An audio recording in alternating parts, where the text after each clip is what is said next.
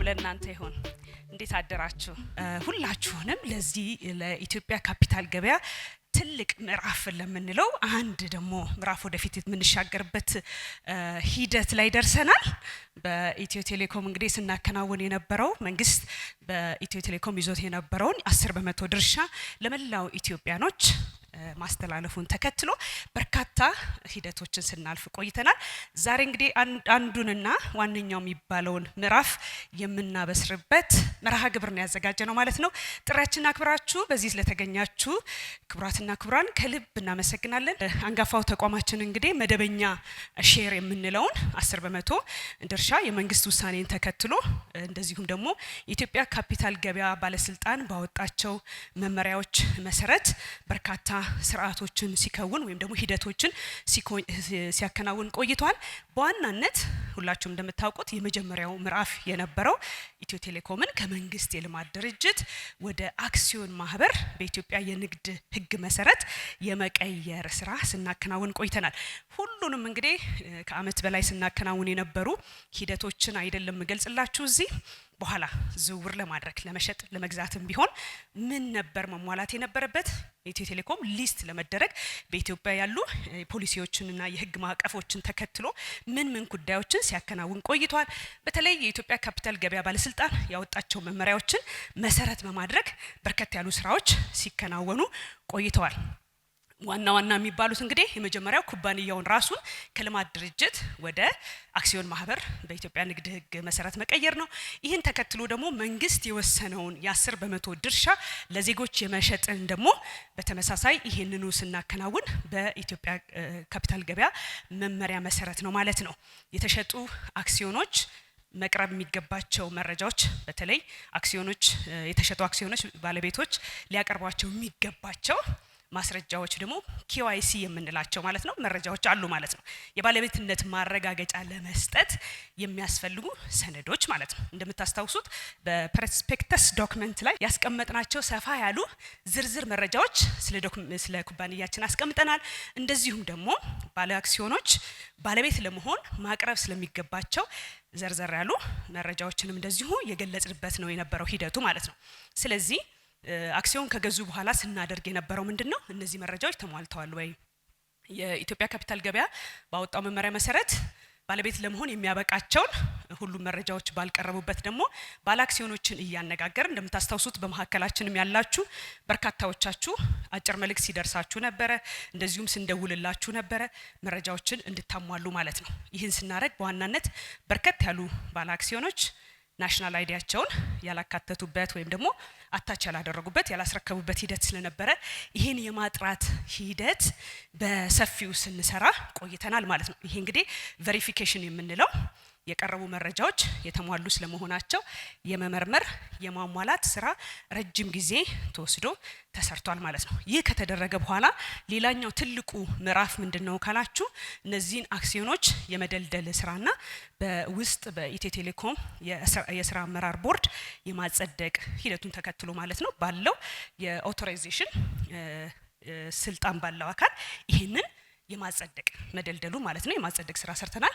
በውስጥ ከተሰራ በኋላ ደግሞ ቀጥሎ መደረግ የነበረበት በኢትዮጵያ ካፒታል ገበያ ባለስልጣን ይህ የተደለደሉ አክሲዮኖች መጽደቅ ነበረባቸው። አጸድቀናል ማለት ነው። በዚህ ላይ የምታዩዋቸው እንግዲህ ዋና የሂደቱ ምዕራፎች ናቸው። ምናልባት ሁላችሁም እንደምትረዱት የኢትዮጵያ ካፒታል ገበያ ኢኮሲስተም በብዙ መልኩ እየተደራጀ እየተገነባ እንደሆነ እናስባለን። ኢትዮ ቴሌኮም በዚህ ሂደት ውስጥ እንግዲህ እየተገነባ ባለው ኢኮሲስተም ውስጥ የመጀመሪያው ባለ ድርሻውን ለዜጎች ያዘዋወረ ወይም የሸጠ ተቋም እንደመሆኑ እንግዲህ ስርዓቱን በጋራ እየገነባ ነው እንደነበረ ነው የተገነዘብነው ማለት ነው። በዚህ ውስጥ የኢትዮጵያ ካፒታል ገበያ እንደዚሁም ሌሎች ተዋናኞች በኋላ ላይ የሚመጣበት የኢትዮጵያ ሴኩሪቲስ ኤክስቼንጅ ጨምሮ በሰፊው የተሳተፉበት ነው ማለት ነው። ስለዚህ ድልድል ከተደረገና በኢትዮጵያ ካፒታል ገበያ ከጸደቀ በኋላ የቀጠለው ሂደት ነው ምንድን ነበረ ካላችሁ እነዚህ አክሲዮኖች በማዕከላዊ የሰነዶች መዋዕለ ንዋይ ግምጃ ቤት ደግሞ መመዝገብ ነበረባቸው ማለት ነው። ይህንንም ደግሞ አስመዝግበናል። እነዚህ ሁሉ ምዕራፎች ለምንድን ነው የሚያበቁን ካላችሁ ዛሬ ላይ የኢትዮ ቴሌኮም በአክሲዮኖች አክሲዮኖቻቸውን እንዲሸጡ፣ እንዲያዘዋውሩ፣ እንዲያስተላልፉ ሰክሰስ ፋክተር ከምንለው ወይም ከሚያስችላቸው ጉዳዮች መካከል አንዱ ይሄ ነው ማለት ነው። ስለዚህ ይህም ምዕራፍ በስኬት የተጠናቀቀበት ነው ማለት ነው። ይህን ተከትሎ ደግሞ ወደ ላይ የምታዩት ዲማቴሪያላይዜሽን የምንለው በዋናነት ባለአክሲዮኖች መረጃቸውን የባለቤትነት መረጃቸውን ማስረጃቸውን ኬዋሲያቸውን ደግሞ ወደ ዲጂታል የመቀየር ስራ አከናውነናል ማለት ነው። ስለዚህ ይሄም እንደዚሁ በስኬት ተጠናቋል ማለት ነው። ይህን ሁሉ አድርገን ዛሬ ላይ ለምን አብቅቶናል ካልን ኩባንያችን ሊስት ሆኗል። ሊስት መደረጉን ተከትሎ ደግሞ ባለአክሲዮኖቻችን አክሲዮኖቻቸውን ማስተዳደር የሚችሉበትን ስርዓት ዛሬ ላይ በይፋ ምናስጀምር ይሆናል ማለት ነው። ዋናው ምዕራፍ ይህን ይመስላል። ለማስታወስ ያህል እንደምታስታውሱት በመጀመሪያው የመደበኛ የሼር ሽያጭ ውሳኔውን ተከትሎ የ10% ማለት ነው እንደምታስታውሱት ወደ 47377 ፖቴንሻል የምንላቸው ባለአክሲዮኖች ገዝተዋል ማለት ነው። በነበረው የመሸጫ ዊንዶ ፔሪድ ወይ ደግሞ በተቀመጠለት ጊዜ እንደዚሁም በቀጣይ ተራዝሞ በነበረው ጊዜ ጨምሮ በአጠቃላይ 47377 ፖቴንሻል ኢንቨስተሮች የተሳተፉበት በዚህም ወደ 10.7 ሚሊዮን ሼሮችን መሸጥ የተቻለበት ነው ማለት ነው። በገንዘብ ሲታይ ደግሞ ወደ 3.2 ቢሊዮን የኢትዮጵያ ብር ነበረ ማለት ነው። ይህን መረጃ ይዘን እንደምታስታውሱት ዊንዶ ፔሪዱ ከተዘጋ በኋላ ይህን መረጃ ለአጠቃላይ ለማህበረሰባችን ለባለአክሲዮኖችም ሰተን ነበር ማለት ነው። ከዛ በኋላ እንግዲህ የተደረገው ቀደም ብዬ የጠቀስኳቸው ዋና ምዕራፎች የመረጃ ማጥራት የማመሳከር ጉዳዮች ተከናውነው ቬሪፋይ የተደረጉ መረጃቸው ተጣርቶ መሟላት የሌለባቸው ዳታዎች ሁሉ ተሟልተው ቀደም ብዬ ከጠቀስኳቸው ከ47377 ፖቴንሻል ኢንቨስተሮች ወይም ደግሞ ኢንቨስተር ለመሆን በሂደት ላይ ከነበሩት 45 የሺዎቹ ቬሪፋይድ ሆነው ዛሬ ላይ እንግዲህ ከባለፈው ጁን 2025 17 አሎትመንት ወይም ድልድል ካጸደቅንበት ጊዜ ጀምሮ የኢትዮ ቴሌኮም ባለቤት ናቸው ማለት ነው። ይህንን መረጃ አሟልተው ባለአክሲዮኖች በድጋሚ እንኳን ደስ ያላችሁ ያንጋፋው የኢትዮ ቴሌኮም ባለቤት ስለሆናችሁ ማለት ነው።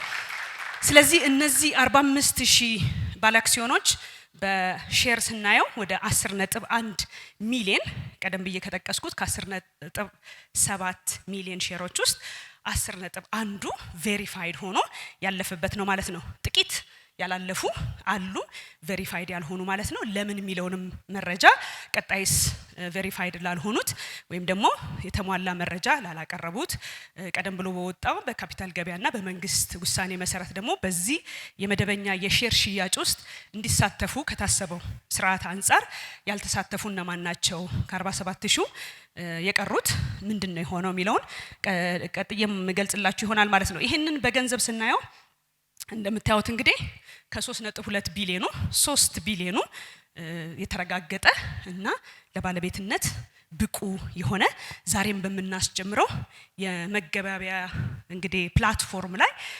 ወደሚቀጥለው ምዕራፍ የሚሻገሩ ባለአክሲዮኖቻችን ናቸው ማለት ነው። ስለዚህ በቁጥር ስናየው እንግዲህ ወይም ደግሞ ከአጠቃላይ ምን ያህሉ ነው ቬሪፋይድ የሚሆነው የሚለውን እንደው ስዕሉ እንዲኖራችሁ 96% የሚሆነው ቬሪፋይድ ሆኗል ማለት ነው። የዲጂታል የባለቤትነት እንደዚሁም ደግሞ አይዲያቸውን ያገኙበት ሁኔታ ወይም ዲማቴሪያላይዜሽን የተጠናቀቀበት ነው ማለት ነው። ይሄ ከ100% አንፃር 96ቱ በጣም ጥሩ ነው ብለን ልንወስደው እንደምንችል ተስፋ አደርጋለሁ። የኢትዮጵያ ካፒታል ገበያ ባለስልጣን በሂደቱ እነዚህን ቬሪፋይ ስናደርግ እንግዲህ የተለያዩ መረጃዎችን ስንለዋወጥ ቆይተናል። አዲስ እንደመሆናችን ለስርዓቱ እንደ ሀገር እንደ ኢትዮ ቴሌኮም ብቻ ሳይሆን ትልቅ ስኬት ነው ብሎ የገመገመውም ሂደት እንደሆነ ነው የምናስታውሰው ማለት ነው። የቀሩት 3.4% የሚሆኑት ማን ናቸው የሚለውን ዝርዝር መረጃ በኋላ መሰጣችሁ ይሆናል። ነገር ግን በዋናነት የፋይዳ ወይም ደግሞ የናሽናል አይዲ አታች ያላደረጉ ወደ 1646 የሚሆኑ ሼር ሆልደሮች ወይም ደግሞ ፖቴንሻል ኢንቨስተሮች አሉን ማለት ነው። ቬሪፋይ ካደረጉ ያው ወደ ሼር ሆልደርነት ተስፋ አድርጌ ነው ይሸጋገራሉ ማለት ነው። ስቲል ዴር ኢዝ ሩም ብዙ እየጎተጎትነን ያለ ነው።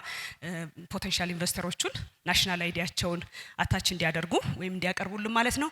አሁንም ለነዚህ ኮሙኒኬት ላረግናቸው ለ1646 የሚሆኑ ባለአክሲዮኖች ፖቴንሻል ባለአክሲዮኖች ማለት ነው መረጃቸውን ካቀረቡ እንግዲህ ወደሚቀጥለው ምዕራፍ መሸጋገር የሚችሉበት ይሆናል ማለት ነው። በጣም ጥቂት የሚባሉ ደግሞ እንግዲህ እንደምታስታውሱት በዋናነት መንግስት ውሳኔውን ሲያስተላልፍ 10% የኢትዮ ቴሌኮም ድርሻውን ለኢትዮጵያኖች ለመሸጥ ነው ውሳኔ ያስተላለፈው በመጀመሪያው ምዕራፍ ውሳኔ ማለት ነው። በቀጣይ እንግዲህ ሌሎች አቅጣጫዎች ሊኖሩ ይችላሉ። አሁን ላይ ግን እንደምታስታውሱት የመጀመሪያው ውሳኔ ተላለፈ የነበረው ኢትዮጵያኖች ይህንን አክሲዮን እንዲገዙ ነው። ስለዚህ ወደ 248 የሚሆኑ ደግሞ ኢትዮጵያን ያልሆኑ በዚህ ተሳትፈዋል። በመሳተፋቸው እጅግ በጣም ደስ ነው ያለን። ባለቤትም እንዲሆኑ እንፈልጋለን። ነገር ግን መጀመሪያ የወጣነው ስርዓት ወይም ደግሞ ውሳኔ ይህንን አኮሞዴት እንድናደርግ አልፈቀደልንም ማለት ነው። ስለዚህ ቀደም ብዬ የጠቀስኳቸው እንግዲህ አጠቃላይ 3.4% እነዚህ በሁለቱም ናሽናል አይዲ ባለማቅረብም እንዲሁም ደግሞ ኢትዮጵያኖች ባለመሆናቸው ወደሚቀጥለው ወደ መጨረሻው ምዕራፍ ወደ ባለቤትነት ያልተሸጋገሩት ማለት ነው። እንዳልኳችሁ እንግዲህ ተመላሽ እናደርጋለን የሼር የገንዘባቸውን ማለት ነው። እንደዚሁም ደግሞ ለሂደቱ ሲከፈል የነበረውን የሰርቪስ ፔይመንትም ጨምሮ የአገልግሎት ክፍያ የምንለውን ተመላሽ የምናደርግ ይሆናል። የናሽናል አይዲ ማስረከብ የሚችሉትን ግን እነሱንም እንደዚሁ ማስተናገድ እንችላለን ማለት ነው። አጠቃላይ ይሄ ቀደም ብዬ ጠቀስኩላችሁ ነው። 45 ሺዎቹ ቬሪፋይድ ሆኗል። 248 የሚሆኑት ኢትዮጵያኖች ያልሆኑ ሲሆኑ 1646 የሚሆኑት ደግሞ በዋናነት የናሽናል አይዲ ያላስረክቡ ናቸው። ስለዚህ ቀጣይ ምንድነው ታዲያ የሚሆነው? እስካሁን ድረስ እነዚህ ዋና ምዕራፎች ሲከናወኑ ከነበረ ይህ ምዕራፍ መጠናቀቁ ዋና ምዕራፎች ለምን ያበቃናል ካልን ባለ አክሲዮኖቻችን ዛሬ ላይ በመናስጀምረው እንግዲህ በኢትዮጵያ የሴኩሪቲስ ኤክስቼንጅ ገበያ ላይ ማለት ነው መገበያየት የሚችሉበት ስርዓት በይፋ የሚጀመር ይሆናል። እዚሁ እንግዲህ ስትገበያዩ እንደምናይ ተስፋ አደርጋለሁ ባለ አክሲዮኖች ማለት ነው። ስለዚህ ስርዓቱ እንዴት ይሆናል፣ እንዴት ነው ይህንን የምንከውነው የሚለው ምናልባት በርካታ መረጃዎችን መስጠት ማስተማር በተለይ ደግሞ ባለ አክሲዮኖቻችንና መላ ማህበረሰቡን የካፒታል ገበያን አስመልክቶ እንዴት የካፒታል ገበያ ኢኮሲስተም ውስጥ መግባት እንደሚችል በዛ ውስጥ ደግሞ መጠቀም እንደሚችል ከብዙ ተዋናኞች ጋር ቅድም እንዳልኳችሁ እንግዲህ ኢንቨስትመንት ባንኮች አሉ፣ ዲለርስ አሉ፣ ብሮከሮች አሉ። እንግዲህ ከካፒታል ገበያ ባለስልጣን ውጪና እንደዚሁም ከኢትዮጵያ ሴኩሪቲስ ኤክስቼንጅ ውጪ በዋናነት ማለት ነው በርከት ያሉ ተዋናኞች አሉ በዚህ ሂደት ውስጥ ማለት ነው። እንደዚሁም ደግሞ የሴንትራል ሴኩሪቲ ዲፖዚተሪ የምንለውን ሁሉ ይሄንን በደንብ መገንዘብ ያስፈልጋል ማለት ነው። ኩባንያዎች ኢሹዌርስ የምንላቸው ከኢንቨስተሮች ጋር እንዴት ነው የሚገናኙት? በካፒታል ገበያ ስርዓት ውስጥ እያንዳንዳችን ዋና ተዋናኞች እንዴት ነው ይሄንን እዚህ ውስጥ የሚጫወቱት ብለን ልንወስደው እንችላለን ማለት ነው። ምን ማለት ነው? ብዙ ጊዜ የምናስበው እንግዲህ በካፒታል ገበያው በተለይም ኢትዮ ቴሌኮም 10% ሼሩን መሸጡን ተከትሎ በኢንቨስተሮቹና ወይ በባለ አክሲዮኖቹ ማለት ነው በኢትዮ ቴሌኮም ብቻ የሚወሰን ሂደት ወይም ሪሌሽንሺፕ አይደለም የሚኖረን ማለት ነው። ይሄንን በደንብ መገንዘብ ያስፈልጋል። ስለዚህ እነዚህ እንግዲህ ሂደቶች በኋላ ስናስጀምራቸው የምታዩት ይሆናል። በዋናነት ይሄን እንድጠቅስ ያስፈለገበትና ያስገደደኝ ልክ እንደሰማነው ከሆነ እንግዲህ በተለይ ከኢትዮጵያ ሴኩሪቲስ ኤክስቼንጅ በነበረን ውይይትና ባገኘነው መረጃ በርካታ ተቋማት አሁን ላይ ባንኮችን ጨምሮ እንግዲህ ሊስት እየሆኑ ናቸው ያሉት።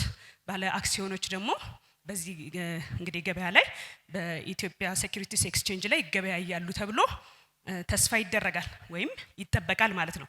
ካሉት አጠቃላይ ግን ባለ አክሲዮኖች አሁን ላይ የምናየው ኢትዮ ቴሌኮም ዛሬ ነው የሚያስጀምረው የሌሎችንም ማለት ነው ስናይ በርካታ ኢንቨስተሮች እንዲህ አይነት ሂደቱን ፕሮሰሱን ባለመረዳት እየተለዋወጡ ወይም እየተገበያዩ እንዳልሆነ የተረዳነውና ስለዚህ ተዋናኞች በጋራ በመሆን ሰፊ ስራ መስራት ይጠበቃል ብዬ አስባለሁኝ ማለት ነው። ስለዚህ በኋላ በሚደረገው ገለጻ በሚገባ መረጃዎችን ወስዳችሁ እንግዲህ ቀደም ብዬ ጠቀስኳችሁ 45000 የኢትዮ ቴሌኮም ባለ አክሲዮኖች አሁን ላይ መረጃችሁን ይዛችሁ የሚቀጥለው የሚሆነው የኢትዮጵያ ካፒታል ገበያ ባለስልጣን ፈቃድ ከሰጣቸው የኢንቨስትመንት ባንኮች ወይም ዲለሮች ብሮከሮች ላይ በመሄድ አካውንት መክፈት ይጠበቃል። ስለዚህ ቀጣይ የሚሆነው ሼራችሁን ከመሸጥ ከመለወጥ ከማስተላለፍ ባለፈ እንደ ባለ ድርሻ አካል ወይም እንደ ባለቤት እንደ ሼር ሆልደር ማለት ነው ይቅርታ ወይም ባለቤት ከኢትዮ ቴሌኮም ጋር ግንኙነት የሚኖረን በዋናነት ኩባንያችን የበጀት አመቱ ራን የሚያደርገው ወይም የቢዝነስ ካላንደሩ ከሐምሌ እስከ ሰኔ ወይም ከጁላይ እስከ ጁን የምንለው ነው ማለት ነው። ይህ ማለት እንግዲህ የዘንድሮ በጀት አመት ሊጠናቀቅ ወደ 35 ቀናቶች ይቀሩናል። ይህንን መሰረት አድርገን ሁላችሁም እንደምታውቁት ኩባንያችን ጥሩ ባህል አለው። የቢዝነስ እቅዱን ስትራቴጂውን በይፋ ለውድ ደንበኞቹ እንደዚሁም የስራ አጋሮቹ ይፋ ያደርጋል። በየጊዜው ደግሞ የስራ አፈጻጸሙን ያቀርባል ማለት ነው። ይህንኑ ባህላችን ተከትለን እንግዲህ የቢዝነስ ፐርፎርማንሳችን የዚህ በጀት አመት እንደተጠናቀቀ የምናቀርብላችሁ የምናሳውቃችሁ ይሆናል። በዚህ ውስጥ እንግዲህ የባለ አክሲዮኖችም የቢዝነስ መረጃዎችን በዚህ መልኩ የምታገኙ ይሆናል። ከዚህ በተጨማሪ በጀት አመቱ እንደተጠናቀቀ ሁልጊዜም እንደምናደርገው የኩባንያችን የፋይናንስ አፈጻጸም በውጪ ኦዲተር የሚመረመር ይሆናል። የፋይናንሻል ኦዲታችንን ስናጠናቅቅ ደግሞ በዌብሳይታችን ላይ ፐብሊሽ የምናደርግና ዲስክሎዝ የምናደርግ ለሁሉም ማህበረሰብ ዲስክሎዝ የምናደርግ ይሆናል። ለባለ አክሲዮኖቻችን ዌብሳይታችን ላይ የተለየ ሊንክ አዘጋጅተናል። ከኢትዮ ቴሌኮም ጋር ለሚኖራችሁ ግንኙነት የመረጃ ልውውጥ ማለት ነው። ኩባንያውን አስመልክቶ የምናደርጋቸው ለውጦችን ሂደቶችን በሚመለከት ለባለ አክሲዮኖች የምናስቀምጥ ይሆናል እዛ ላይ ማለት ነው። ስለዚህ መረጃዎቹን የቢዝነስ እቅዱንም ፐርፎርማንሱን እንደዚሁም ደግሞ የፋይናንሻል አፈጻጸሙን ኦዲት ሪፖርቱን ጨምሮ በዌብሳይታችን ላይ ኢንቨስተርስ ሪሌሽን ብለን ያስቀመጥነው ሊንክ አለ። እዛ ላይ ማግኘት የምትችሉ ይሆናል ማለት ነው። ስለዚህ የበጀት አመቱ አጠቃላይ ጊዜው ሲጠናቀቅና አስፈላጊ ሪፖርቶቻችንን ቀምረን እንደዚሁም ደግሞ ገምገመን ካበቃን በኋላና የኦዲት ሪፖርት ከተጠናቀቀ በኋላ የሚሆነው የአጠቃላይ የጀነራል አሴምብሊ የምንለው ጉባኤ ይኖረናል ማለት ነው። ስለዚህ ይሄ የሚከናወነው የኦዲት ሪፖርት ከተጠናቀቀ በኋላ ይሆናል ማለት ነው። ምናልባትም ብዙ ጊዜ የምናጠናቀቀው ኦዲት ሪፖርታችን በጀት አመቱ ከተጠናቀቀ ከሁለት ወር ገደማ አካባቢ ላይ ይጠናቀቃል ማለት ነው። ኤክስተርናል ኦዲተር ስለሚሰራው እንደምታውቁት ማለት ነው። ስለዚህ ይሄ ማለት ወደ መስከረም ውስጥ አካባቢ ላይ አጠቃላይ ማለት ነው ጠቅላላ ጉባኤ የሚጠራ ይሆናል። የዲቪደንድ ክፍያን በሚመለከት የትርፍ ድርሻ ማለት ነው በቦርድና እንደዚሁም በአጠቃላይ ጉባኤው በሚሰጠው አቅጣጫና ውሳኔ መሰረት ደግሞ ወደሚቀጥለው ስቴፕ የሚኬድበት ይሆናል ማለት ነው። ጠቅላላ ጉባኤ ኦዲት ሪፖርት ከተጠናቀቀ በኋላ ነው የሚጠራው። እንደምታውቁት እንግዲህ ቀደም ብዬ ጠቀስኳቸው 45000 ባለ አክሲዮኖች አሉ። እንዴት ነው የምንሰበስበው የሚለውን ከኢትዮጵያ ካፒታል ገበያ ባለስልጣን ጋር ተመካክረን እንግዲህ ሁሉንም በአካል ነው የምናገኛቸው። በተወሰነ ደረጃ ኦንላይን መደረግ ይችላል፣ ሪፕሬዘንቴሽን መሆን ይችላል የሚለውን ሁሉ መክረን ጠቅላላ ጉባኤ ይከናወናል ማለት ነው። ስለዚህ እነዚህ መረጃዎች ዛሬ ላይ እንዲኖራችሁ ነው። ነገር ግን በቀጣይ የምታደርጉት ዌብሳይታችን ላይ በመሄድ እዛ ዌብሳይት ላይ የኢትዮ ቴሌኮም ላይ ማለት ነው የባለ አክሲዮኖች መረጃ የምንሰጥበት ሊንክ አለ። ስለዚህ እዛ ላይ ሁሉንም መረጃዎች የምታገኙ ይሆናል ማለት ነው። ስለዚህ እንደዚህ እያለን እንግዲህ በቀጣይ የሚኖሩ መረጃዎችን እየተለዋወጥን እንቀጥላለን ማለት ነው። ስለዚህ በኢትዮ ቴሌኮም እና በባለ አክሲዮኖቹ መካከል የሚኖረንን ግንኙነት የተሻለና የተሳለጠ የምናደርግበት ይሆናል ማለት ነው። በድጋሚ ላስታውሳችሁ የምወደው የሼር ሽያጩ ከተጠናቀቀ በኋላ እንግዲህ የሼር ድልድሉ ከተደረገና ውሳኔ ካገኘ ይኸው 1 አመታችን ነው። የባለ አክሲዮኖቻችንን በዚህ በጀት አመት ውስጥ ማለት ነው ይህንን በጀት አመት ሙሉ ባለቤት ከዚህ ቀደምም እንደጠቀስኩት ማለት ነው ባለቤት እንደሆናችሁ ለማስታወስ ወዳለሁ። ስለዚህም በጀት አመቱ ከተጠናቀቀ በኋላ ይሆናል የኩባንያችንን አጠቃላይ አፈጻጸም በጠቅላላ ጉባኤ አብረን ሆነን የምናየው ማለት ነው። ስለዚህ ይህንን ብዬ በድጋሚ ሁላችሁም ለዚህ ታላቅ ምዕራፍ በተለይ በኢትዮጵያ ካፒታል ገበያ ግንባታ ውስጥ ማለት ነው ለተሳተፋችሁ ከፍተኛ ሚና ለነበራችሁ ላገዛችሁን በተለይ ለኢትዮጵያ ካፒታል ገበያ ባለስልጣን እንደዚሁም ለኢትዮጵያ ሴኩሪቲ ኤክስቼንጅ በዚህ ሂደት ውስጥ ለሴንትራል ሴኩሪቲ ዲፖዚተሪ እነዚህን ሁሉ ምዕራፎች ስናልፍ ስታግዙን አብራችሁ ለነበራችሁ ሁሉ ከልብ አመሰግናለሁ። ባለ አክሲዮኖች አሁንም ከባለድርሻ አካላት ጋር ኢኮሲስተም ውስጥ ካሉ አካላት ጋር በቅርበት በመነጋገር እንደዚሁም ደግሞ በመረዳት ሂደቱን የጋራ ካፒታል ማፍራት ላይ ሁላችንም የበኩላችን አስተዋጽኦ እንድናደርግ ጥሬን አስተላልፋለሁ።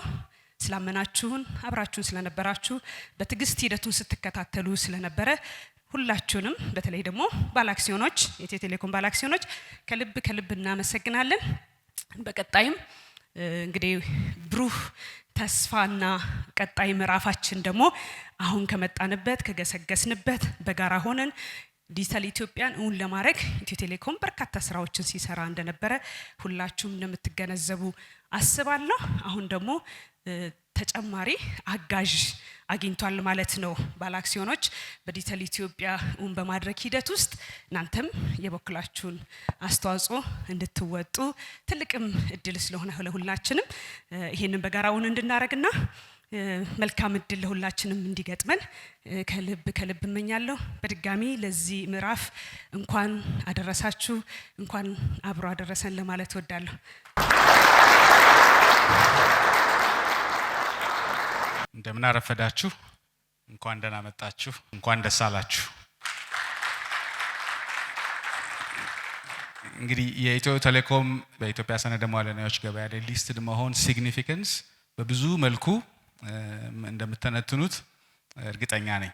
ከኩባንያው ግዙፍነት በተለይ ደግሞ ወይዘሮ ህክመትን ስላየው ነው ይሄም ፊሎሶፊካል ጉዳዮች ትዝ ያሉኝ የብዙ ጥረቶች ማዕከል ወይም ማጠናቀቂያ የምትሉት የሌላ ምዕራፍ ማስጀመሪያ ግን ደግሞ የብዙ ሪፎርም ስራዎች ውጤት ነው።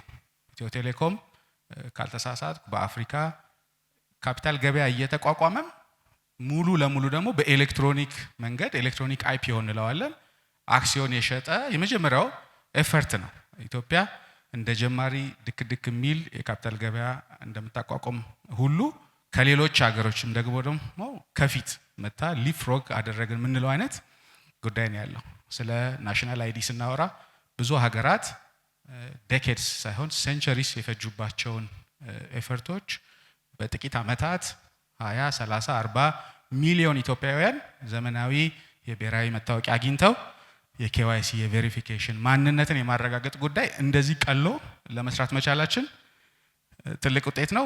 ያ ኤፈርት ደግሞ ካፒታል ገበያ በራሱ ዘመናዊ ሆኖ እንዲቋቋም አስችሎናል። ኢትዮ ቴሌኮም ዛሬ የሁላችንም ነው።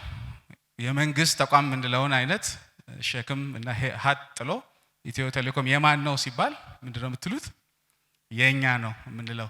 ያ ሲግኒፊካንት የሆነ የሼርሆልደር ቤዝ አንድ፣ ሁለተኛ ደግሞ በፊት አክሲዮን ኩባንያዎች ሲቋቋሙ በመሃል ከተማ አካባቢ ብቻ የተወሰነ ሽያጭና እንቅስቃሴ ስለነበራቸው ኢትዮጵያውያን ከዳር እስከ ዳር የተሳተፉበት አክቲቪቲ ነው። ለሱ በጣም ደስተኞች ነን። በተለይ ለኢትዮ ቴሌኮም ማኔጅመንት ከዋና ስራቸው በላይ ወደ ካፒታል ገበያ መምጣቱ ኢትዮ ቴሌኮም ወደ ካፒታል ገበያ መምጣቱ ለኛ ስራ ትልቅ አጋዥ ነው። ትልቅ ኩባንያ ነው። የኢትዮጵያ ሰነደ ሙዓለ ንዋዮች ገበያም ኢትስ ኖ ሞር አ ናሲየንት ማርኬት ዛሬ ላይ በቢሊዮኖች ዶላር የሚቆጠር ማርኬት ካፒታላይዜሽን ይኖረዋል። በቀጣይ ባለ አክሲዮኖች እንግዲህ አክሲዮኖቻቸው አሁን ያሉት በብሔራዊ ባንክ ስር ሴኪዩርድ በሆነ በካፒታል ገበያ ባለስልጣን ቁጥጥር በሚደረግበት ዘመናዊ በሆነ የኤሌክትሮኒክ የሰነደ ሙዓለ ንዋዮች ግምጃ ቤት ውስጥ ነው ያለው። ስለዚህ ካሁን በኋላ ሰርቲፊኬት ይዞ መሯሯጥ አያስፈልግም። ጊዜው የቴክኖሎጂ ነው። ስለዚህ አክሲዮኖቻችሁ 47000 ሼርሆልደሮች አክሲዮኖቻችሁ በዚህ ሴንትራል ሴኩሪቲ ዲፖዚተሪ ውስጥ ነው ያሉት። መግዛት ወይም መሸጥ ስትፈልጉ የገበያው አገናኝ አባላት ጋር አሁን 7 የገበያ አገናኝ አባላት አሉ። አብዛኞቹ እዚሁ መድረክ ውስጥም አሉ። ኢንቨስትመንት ባንኮች፣ ዲለሮች፣ ብሮከሮች ምንላቸው ማለት ነው። እነሱ ጋር በመሄድ አካውንት መክፈት ያስፈልጋል። አካውንት ያላችሁ ከሆነ ቅድም ፍሬት እንዳለችው ዲፖዚት ፕሮሰስ ነው የምታደርጉት። ካልሆነ ግን አዲስ አካውንት የምትከፍቱ ከሆነ ደግሞ ስራው ብዙ ኮምፕሊኬትድ አይደለም። አንድ የባንክ አካውንት ከመክፈት የባሰ ፕሮሰስ የለውም። ስለዚህ እነዚህ አገናኝ አባላት ጋር ስልክ በመደወል ዌብሳይታቸው ጋር በመሄድ ኮንታክት በማድረግ በዋናነት የብሔራዊ መታወቂያ ናሽናል አይዲያችሁን በማቅረብ አካውንት ከፍታላችሁ። ከዛ የኢትዮ ቴሌኮም አክሲዮን ዲፖዚት እንዲደረግላችሁ ፎርም ይሰጧችኋል። ያንን ፎርም በመሙላት ዲፖዚት ይደረጋል። ከዛ በኋላ ለመግዛት ለመሸጥ እነዚሁ አገናኝ አባላትን ገዢዎች ገንዘብ በማስገባት ሻጮች ደግሞ የመሸጥ ኢንስትራክሽን ወይም ትዕዛዝ በመስጠት በቀላሉ መግዛት መሸጥ ይቻላል። እንግዲህ ያንን ለማቅለል ቅድም እንዳልኩት ዲጂታል ገበያ ስለሆነ ያገናኝ አባላት የሚሰጧችሁ አክሰስ ላይ ተመስርቶ ደግሞ በሞባይል ስልካችሁ በሞባይል መተግበሪያ አክሲዮኑ ዋጋው ስንት ነው፣ አሁን መሸጥ ይችላል ወይ፣ በስንት ዋጋ መግዛት ይችላል የሚለውን ማየት ትችላላችሁ። ስለዚህ ካላችሁበት ሆናችሁ አገናኝ አባላቶቹ ጋር ፊዚካሊ መሄድ ሳያስፈልግ መገበያየት ይቻላል። አይ በአካል ቀርቤ ደግሞ መግዛት መሸጥ ፈልጋለሁ ከተባለ እንደዚሁ መግዛት መሸጥ ይቻላል። እንኳን ደስ አላችሁ። ኢትዮ ቴሌኮምንም ዌልካም ቱ ዘ ኢትዮጵያን ሴኩሪቲስ ኤክስቼንጅ ማለት ፈልጋለሁ። ቴንክ ዩ። እንደምን አደራችሁ። የተከበራችሁ የመንግስት የስራ ኃላፊዎች፣ የካፒታል ገበያ ባለስልጣን አመራሮችና ሰራተኞች፣ የኢትዮጵያ ሰነደ ሙዓለ ንዋይ ገበያ አመራርና ሰራተኞች፣ የኢትዮ ቴሌኮም አመራሮችና ሰራተኞች፣ የብሔራዊ ባንክ እንዲሁም የሲኤስዲ ኃላፊዎች እንዲሁም እዚህ ጥሪ የተደረገላችሁ እንግዶች በቅድሚያ የኢትዮ ቴሌኮምን በኢትዮጵያ ሰነደ ሙዓለ ንዋይ ገበያ ላይ ምዝገባ ወይም ሊስቲንግ ምክንያት በማድረግ በተዘጋጀው በዚህ መርሃ ግብር ላይ የኢትዮጵያ ካፒታል ገበያ ባለስልጣን ወክኜ በመገኘቴ የተሰማኝን ደስታ ለመግለጽ እወዳለሁ። የኢትዮ ቴሌኮም የመጀመሪያ ዙር አክሲዮን ሽያጭ በዲጂታል አማራጮች አማካኝነት መከናወኑ በሀገራችን የፋይናንስ አካታችነትን ከፍ አድርጎታል። በሁሉም የሀገሪቱ ማዕዘናት የሚገኙ ዜጎች ያለምንም እንግልት ያለ ቢሮክራሲ በሞባይል ስልካቸው ብቻ የዚህ ተቋም ባለቤት መሆን ችለዋል። ይህ የቴክኖሎጂና የፋይናንስ ውህደት ለወደፊት የገበያ ጉዟችን ትልቅ መነሳሳትን የፈጠረና የኢትዮጵያን የዲጂታል ኢኮኖሚ ሽግግር በተግባር ያሳየ ስራ ነው። የባለስልጣን መስሪያ ቤታችን ዋነኛ ተልዕኮ የገበያውን ታማኝነት መጠበቅና የኢንቨስተሮችን ጥበቃ ማረጋገጥ ነው። ወደፊትም ወደ ገበያው የሚመጡ ተቋማት ሁሉ ይህንን መስፈርት እንዲያሟሉ በማድረግ የገበያችንን ስምና ተአማኒነት በዓለም አቀፍ ደረጃ ከፍ ለማድረግ የቁጥጥርና የድጋፍ ስራችንን አጠናክረን የምንቀጥል መሆኑን በዚህ አጋጣሚ ላረጋግጥላችሁ እወዳለሁ። የካፒታል ገበያ መመስረትና ማደግ ዋነኛው ትርጉሙ ለጥቂት ልሂቃን ወይም ለትላልቅ የሀገር ውስጥና የውጭ ተቋማት ኢንቨስተሮች ብቻ መድረክ መፍጠር ብቻ አይደለም። ይልቁኑ በሚሊዮን የሚቆጠሩ የሀገራችን ዜጎች፣ አርሶ አደሮች፣ ዲያስፖራዎች፣ መካከለኛ ነጋዴዎች፣ የመንግስት ሰራተኞች፣ ወጣቶች፣ ሴቶች፣ የሀገራቸው ትልልቅ ድርጅቶች ቀጥተኛ ባለቤትና የትርፍ ተካፋይ እንዲሆኑ እድል መፍጠር ነው። ይህ እውነተኛ የኢኮኖሚ ዲሞክራሲያዊና ፍትሃዊ የሀብት ክፍፍል መገለጫ ነው። ዛሬ የምናበስረው ስኬት ገና የረጅም ጉዟችን የመጀመሪያው እርምጃ ነው። ይህ ታሪካዊ ምዕራፍ ለሌሎች የመንግስት ድርጅቶችም ሆነ ለግሉ ዘርፍ፣ ለግል ባንኮች፣ ኢንሹራንስ ኩባንያዎች፣ ለቴሌኮም ዘርፍ ተወዳዳሪዎች፣ ለአምራች ኢንዱስትሪዎች ትልቅ ማበረታቻና አርአያ ነው። የካፒታል ገበያ መኖር ለሀገራችን ኩባንያዎችም የረጅም ጊዜ ካፒታል ምንጭ የሚያስገኝ ከመሆኑም በላይ የባንክ ብድር ብቻ ላይ ተመስርቶ የነበረውን የፋይናንስ አማራጭ በማስፋት የሀገሪቱን የኢኮኖሚ መረጋጋት ይደግፋል። በሂደት ላይ ያሉ ሌሎች በርካታ ተቋማትም የድርጅት አስተዳደራቸውን በማሻሻል ወደዚህ መድረክ እንዲመጡ የሀገራችንን የኢኮኖሚ ምህዳር ይበልጥ እንዲያደምቁትና አማራጭ የካፒታል ምንጭ እንዲያገኙ ጥሪዬን አቀርባለሁ። ይህ የካፒታል ገበያ የሀገራችን የኢኮኖሚ እድገት ሞተርና የኢትዮጵያ አዲስ የብሩህ ተስፋ ማሳያ እንዲሆን እመኛለሁ። ሁላችሁም በዚህ ገበያ ውስጥ በንቃት እንድትሳተፉ በድጋሚ ጥሪዬን አቀርባለሁ። አመሰግናለሁ። ቻችን በጭብጨባ እናጅባለን። ኮንግራቹሌሽንስ ኢትዮ ቴሌኮም ኦፊሻሊ ሊስቲንግ ሆኗል። የግብይት መድረኩን ደውል አስጀምሯል።